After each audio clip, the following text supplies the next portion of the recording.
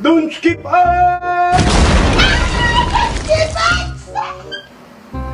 Paano ba nalaman nila mama yung papa yung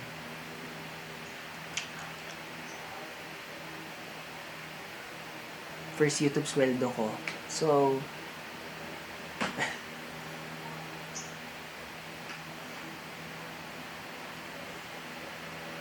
sorry.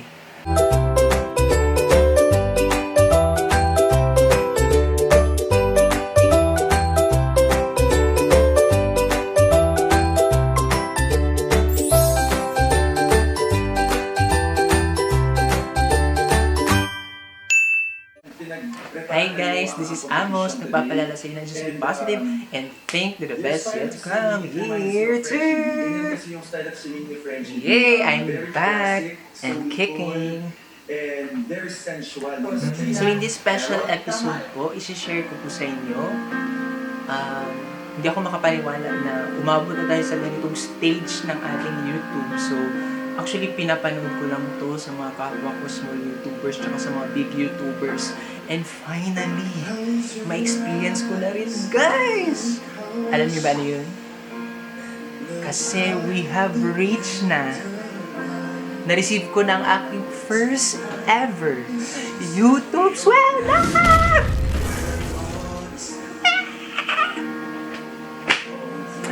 Na-receive ko na po ang aking first YouTube sweldo!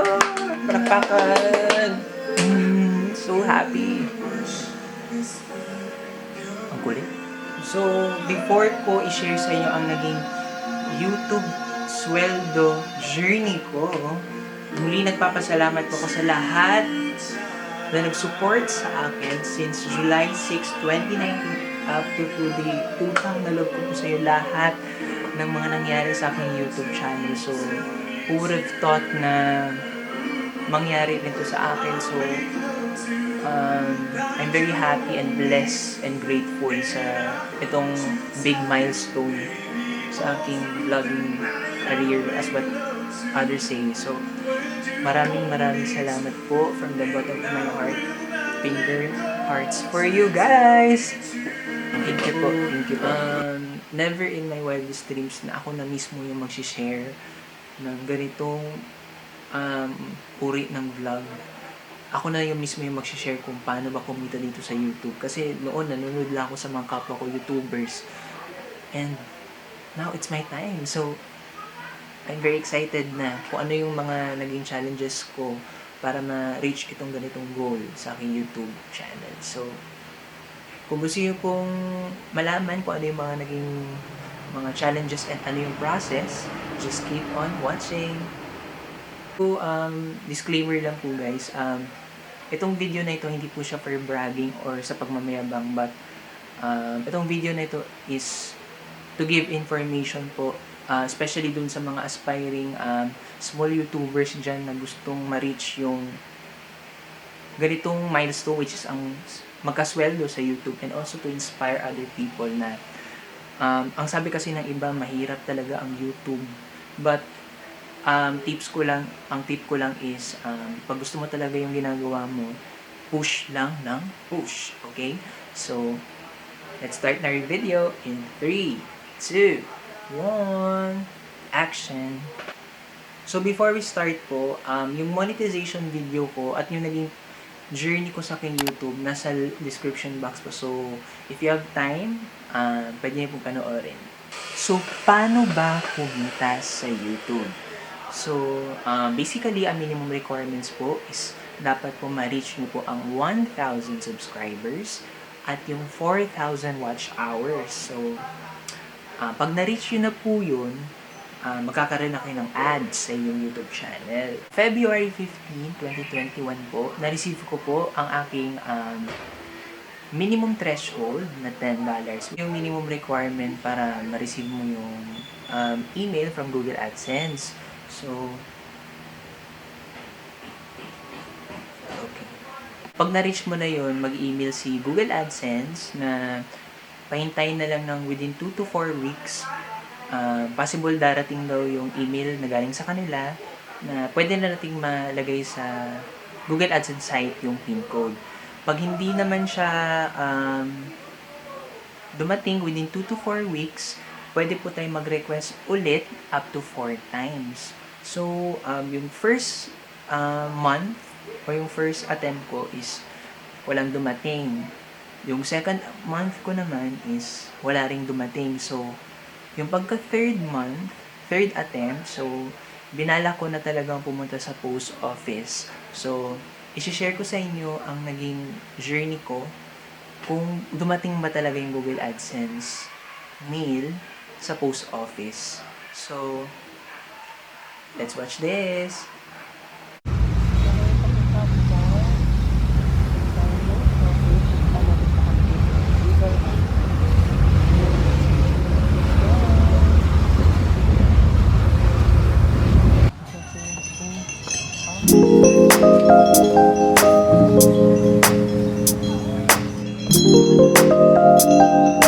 Ayo. Ma'am, kanang natapapunta naman ba? Namin na iniabot na na email gikan sa Google AdSense. Katalunan grande. Di ka na magkukusano, ma'am, sa main. Kaso gi-refer ko diri, ma'am ba? Oo.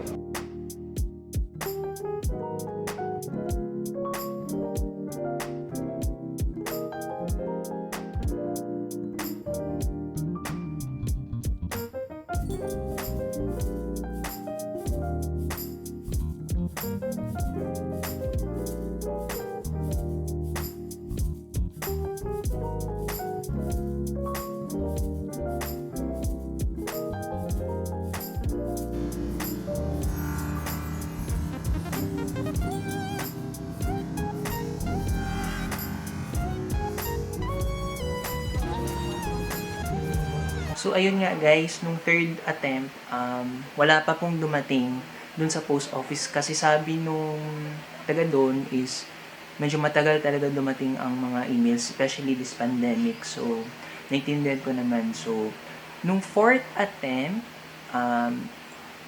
last May 10, nag-resend ako ng PIN, nag-request ako ng resend, then gumawa na ako ng paraan, which is yung magma-manual verification ako kasi in order for you na pwede ka mag-manual, kailangan mong ma-resend 4 times. After yun, pwede ka na mag-request sa Google ng manual verification PIN.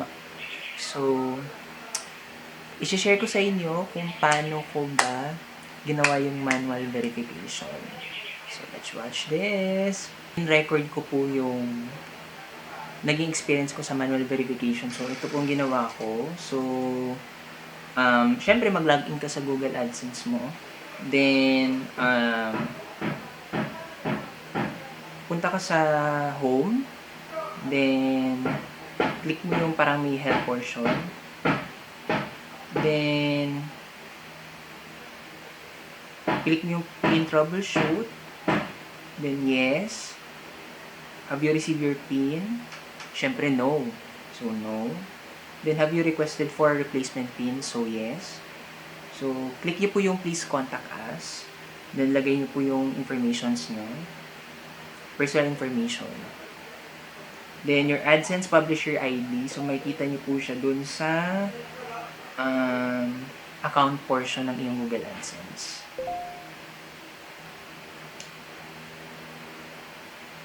Yan. So, copy nyo lang po. Then,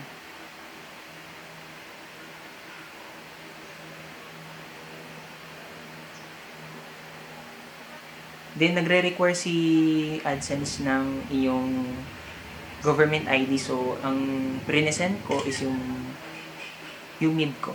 UMID ID. So, pag after nun, click submit. Then, they will inform you na meron silang in-email sa inyo for acknowledgement. Sige.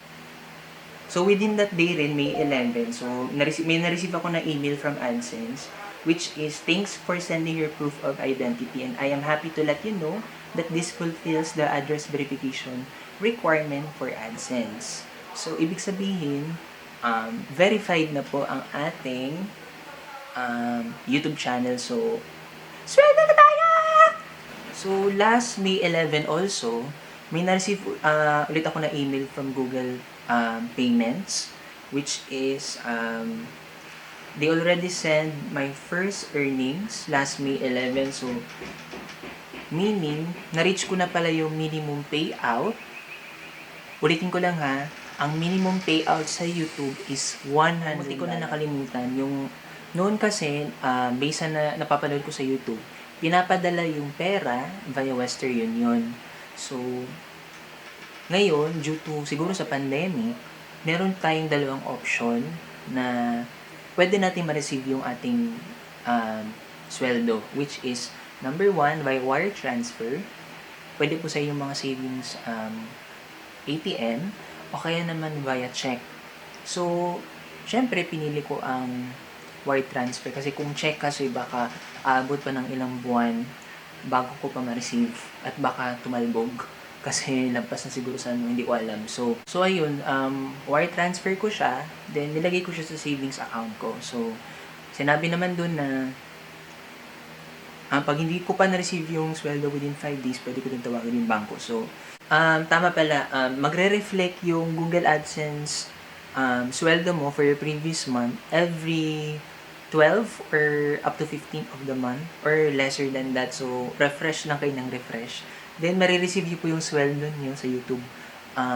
Possible every 21st of the month onwards. Kung holiday naman nakano yung 21, so possible the next day. So, ganun. Pero comment down below sa mga naka-experience na baka previous or baka late. So, comment down below. Nung May 12, ang pagkagising ko, chinek ko agad yung savings ko. So, ayun nga, nandun na siya. So, kinikilabutan ako. Promise, kinikilabutan ako. Pero, nung umaga nun, paano ba nalaman nila mama? Paano ba nalaman nila mama yung papa yung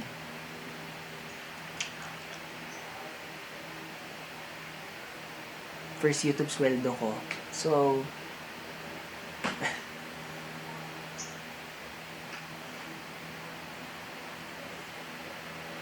sorry. Wait. Ba nalaman nila mama and papa yung na-receive ko ang aking YouTube sweldo? Ano kaya naging reaction nila? So, i-share ko sa inyo ang naging video or naging reaction nila. So, watch this. Hi guys! This is Amos. And today is May 13 and kakagising ko lang and actually masakit pa yung sinisingot dahil sa init talaga to. But I'd like to inform you na I received my first YouTube sahod! Parang sakit pa. So, yun, I received my first YouTube sahod today, May 13, 2021. Actually, may in-expect ako na papasok kaso yung first month pa lang ang nabigay sa akin. So, meron atang darating rin sa akin next week. So, sana meron. So, muli, nagpapasalamat po ako sa lahat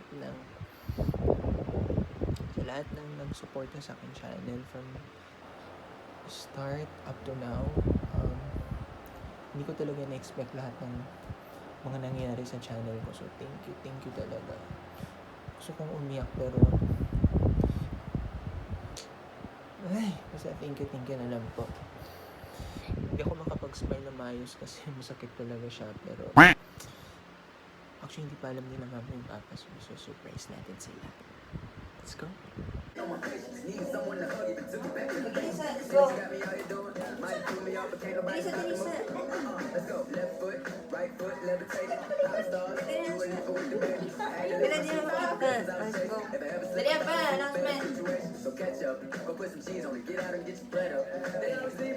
Okay, nandito na siya. Say hi. Ay, saan kung ayos tawag na ko. Hello? Ikaw eh? Hello, sir. Ha? Ay, sa pag-isa. Pagsuklay mo. Nag-live Saan na. nalion mo lang? Ili. Mag-ano ka, dahil ka unya diya. Nagtutuan ko dahil. Ayan. Tapos mag-ano. Dali. Doon sa screen. Say hi. Buhok gani si Amos oh. Say hi. Ah. Sige, we're going to announce na. Nansa. Lapit. We're going to announce na... Wala, kulbahan ko pa. Na-receive na akong first sweldo! Sa YouTube!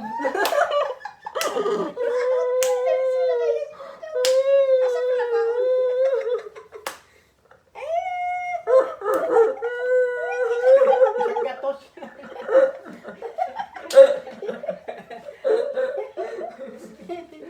Let's play na!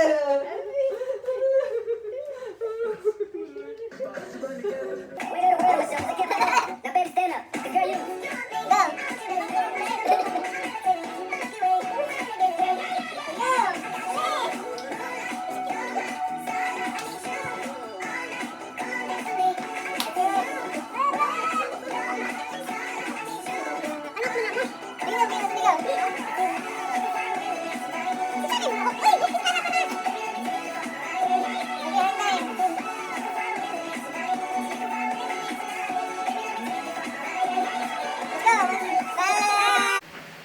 So, ayun na nga.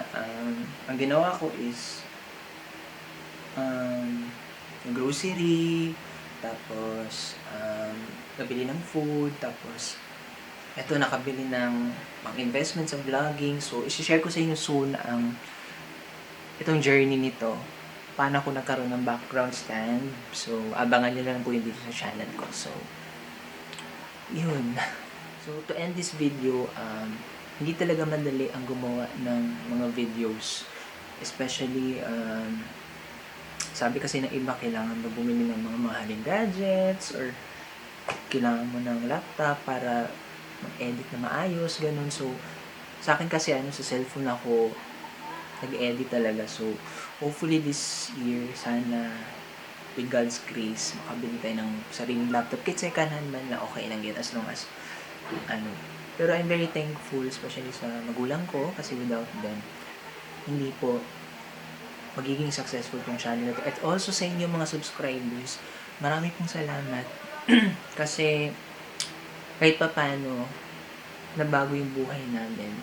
So, thank you po from the bottom of my heart. Basta do your best lang and always pray to and have faith sa kay Lord. So, muli, maraming salamat po sa lahat na nanood sa aking channel ngayon. Kung meron kayong suggestion na gusto niyo pong gagawin ko or gagawin namin nila mama and papa, comment down below po. And muli, like, share, and subscribe. So, massive thank you po. Thank you po from the bottom of my heart. Hindi po ito magiging posible dahil sa inyo lahat. So, muli, this is Amos po. Nagpapalala sa inyo na just be positive and think that the best yet to come. Year 2! Bye! God bless po. Thank you, Lord.